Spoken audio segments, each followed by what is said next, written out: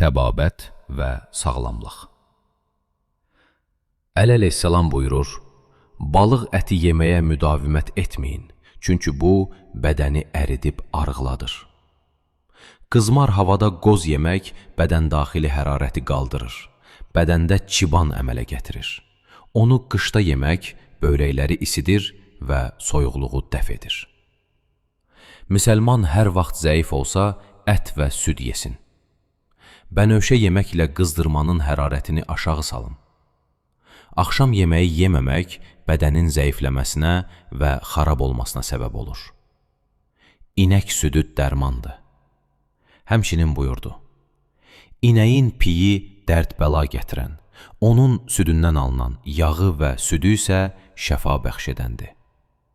Hər kəs günün əvvəlində 21 dənə kişmiş yesə, heç vaxt xəstə olmaz. Alma yeyin, bu mədəni cilalayar.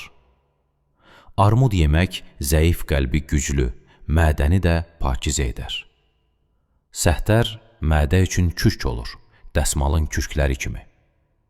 Hamamda arxası üstə yatmayın, çünki bu iş böyrəklərin piyini əridir.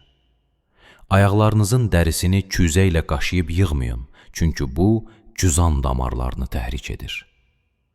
Yeməkdən qabaq azacıq duz yeyin. Əgər insanlar duzun xasiyyətini bilsəydilər, onu sınaqdan keçirilmiş təryaqdan önə salardılar. Təxəlli vaxtı çox oturmaq babasil yaradır. Vəziləri ətin içindən çıxardın, çünki onları yemək cüzam damarını təhrik edər. Günəşin qarşısında qalmayın, çünki sizin bədəninizin dərisini dəyişər, libası çürüdər və gizli xəstəlikləri aşkar edər. Rəngarəng və növbənöv yeməklər yemək qarını böyüdər, xayaları süsləşdirər. Həmçinin İmam Sadiq əleyhissalam qabaq dişləri düşdüyünə görə düzgün danışa bilməyən qoca bir kişiyə buyurdu, çox tirid ye, o çox yaxşıdır. Yağlı yeməkdən də uzaq ol, çünki bu, qocalıqla uyğun gəlməz.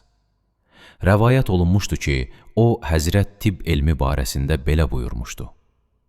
Əl-elmu elmani, elmul ədyan və elmul əbdam. Elm iki cürdür, din elmi və bədən elmi, yəni tibb.